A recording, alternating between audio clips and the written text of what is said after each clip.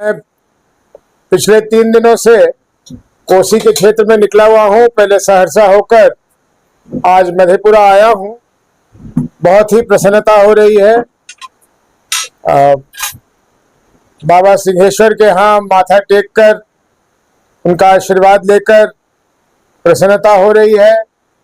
1-2 गांव भी हो आए, 1-2 सभाएं भी सुबह से हम लोगों ने मधेपुरा में कर लिया और देख के अत्यंत संतोष हो रहा है कि जो मैंने कटिहार में देखा, जो मैं अपने पूर्णिया में देखता हूँ, जो मैंने सहरसा में देखा, वही मुझे मोटे तौर पे मधेपुरा में भी देखने को मिल रहा है कि लोगों में जन सुराज के प्रति एक उत्सुकता, एक विश्वास, एक उम्मीद वो जागी हुई है।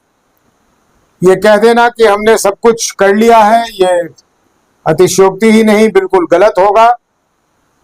हम लोग पूरे दमखम से, हमारी संगठन, जनसुराज से जुड़े हुए लोग और सबसे बड़ी बात, समाज में जो जनसुराज के प्रति अच्छी भावना रखते हैं, चाहे वो औपचारिक रूप से जनसुराज में उनकी भागीदारी नहीं भी है, ऐसे लोग, सभी लोग, हम लोग लगे हुए हैं मुस्तैदी से कि चुनाव आते आते हम अपने सभी लोगों के कान में 2 बार जनसुराज की बात जरूर पहुंचा दें।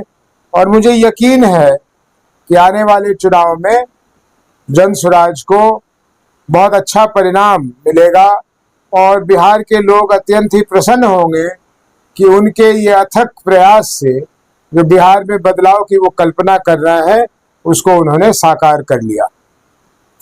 कोई प्रश्न हो तो प्लीज पूछिए।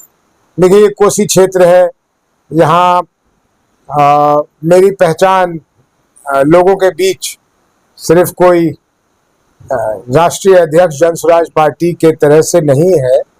मुझे कोसी के लोग अपने घर के बच्चे की तरह या बुजुर्ग की तरह जानते हैं। बहुत लंबे काल से हम लोगों का पूर्णिया, सहरसा, मधेपुरा का एक लगाव रहा है। अनेकों गांव में मेरे रिश्ते हैं, रिश्तेदार हैं। अनेकों गांव में लोगों का आना जाना हमारे यहाँ हुआ है। इसलिए जहाँ तक प्यार और सम्मान की बात है, वो तो जितना बोलूँ वो कम है। बहुत ही प्यार मिला है। सर, जिस तरीके से प्रशांत जी बिहार के अलग अलग हिस्से में जा रहे हैं, भीड़ उमड़ कर आ रही है, क्या लगता है जो भीड़ है वो वोट में कन्वर्ट हो पाएगा? बिल्कुल नहीं। भीड़ और वोट का कोई ताल्लुक नहीं है, कोई संबंध नहीं। मैं ये कह सकता हूं कि मुझे सौभाग्य प्राप्त हुआ है कि देश के गिने चुने बड़े रैलियों को आयोजित करने में अपने नेताओं के लिए मैंने वो किया है। मैंने खुद एक वेदना प्रदर्शन पूर्णिया में किया था। जो लोग कहते हैं कि सीमांचल में उससे बड़ी सभा कभी हुई नहीं है,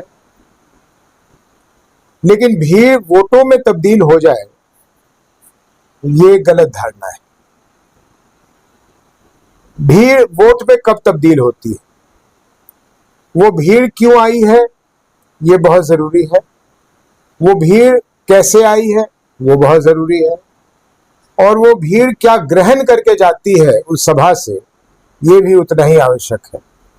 मुझे लगता है कि प्रशांत जी को सुनने वाले जो लोग हैं, वो प्रशांत जी को देखने के लिए नहीं आ रहे, क्योंकि प्रशांत जी किसी बड़े पद पे नहीं बैठे हुए हैं। कोई प्रधानमंत्री नहीं है, कोई मुख्यमंत्री नहीं है, कोई बड़े मंत्री नहीं है।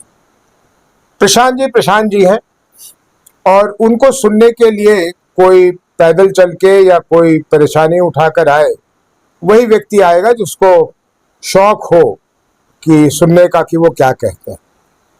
जब वो बोलने लगते हैं तो आप उनकी सभाओं में, अक्सर मैंने देखा है YouTube के माध्यम, उनकी सभा में मैं गया नहीं हूं अभी तक, लेकिन मैंने देखा है कि धीरे धीरे जो भीड़ है उसकी बॉडी लैंग्वेज बदलने लगती है और जब तक सभा समाप्त होता है, भीड़ उत्साहित हो जाती है। भीड़ में एक उत्साह जो उसके आने के समय में नहीं था, वो उत्साह दिखने लगता है।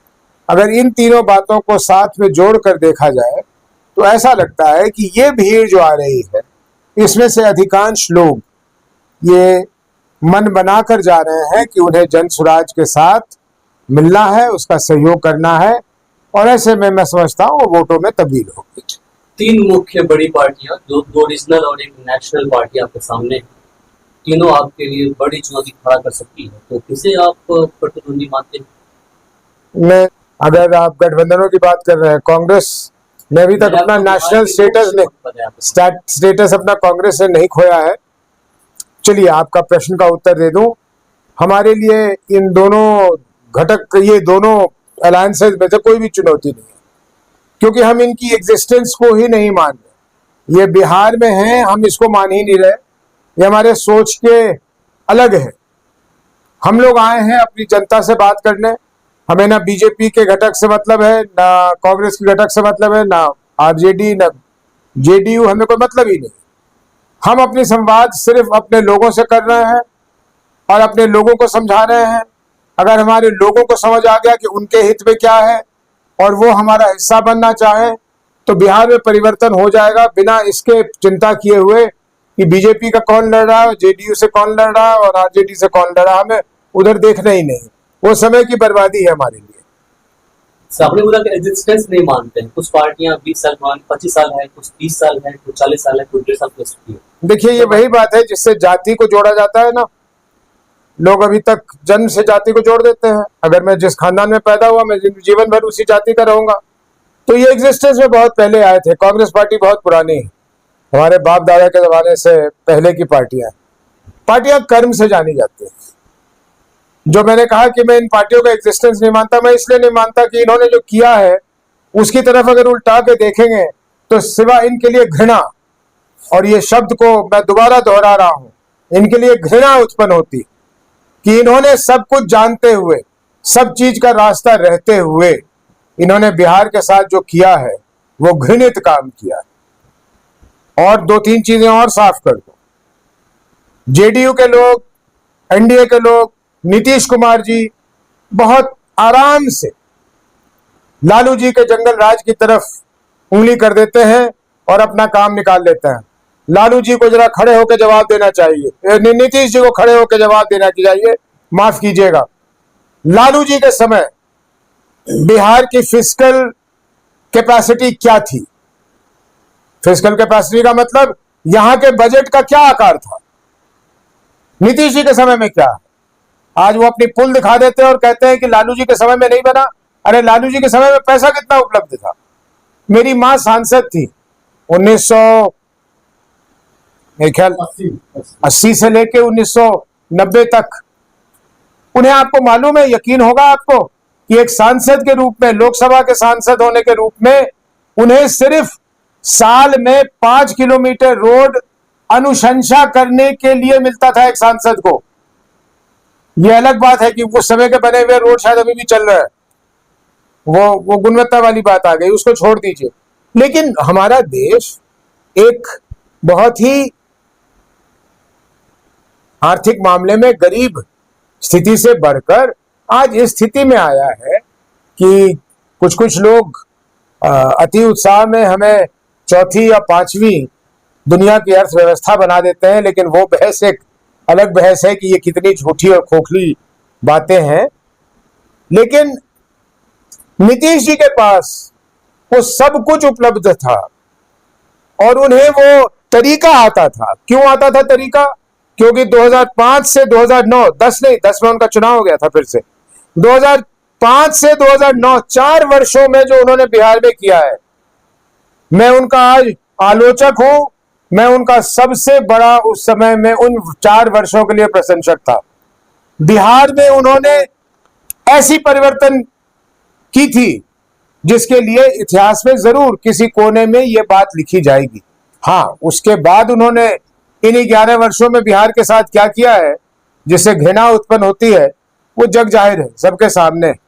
सर, एक सवाल है, जिस तरीके से प्रशांत जी लोगों के बीच जा रहे हैं, अन्य पार्टियां भी लोगों से वार्ता कर रही है। हम बिल्कुल नहीं ऐसा करना चाहते। आपका बहुत अच्छा, बहुत प्रासंगिक प्रश्न है। प्रासंगिक इसलिए है कि 30 वर्षों से मोटे तौर पे अन्य पार्टियां भी उन्हीं 5-6 चीजों को दोहराती रहती है नीतीश जी को याद कीजिए, 2005 में उनका न्याय यात्रा निकला था। वो न्याय यात्रा का पहला मुद्दा था, जंगल राज से वो बोलते रहते हैं, वो रटा हुआ है उनको, लेकिन उनका पहला मुद्दा था पलायन रोकेंगे। 20 वर्षों के बाद पलायन बढ़ गया। ये क्या दिखलाता है? या तो आपकी नीयत नहीं थी, या आपको पता ही नहीं कि उसको कैसे रोकना है। तो इसलिए हम लोग, आपने जो पूछा कि जनता कैसे विश्वास कर ले, हम तो कह ही नहीं रहे जनता को कि हम पे विश्वास करो। हम तो घूम फिर के जनता को ये कह रहे हैं अपने आप पर विश्वास करो।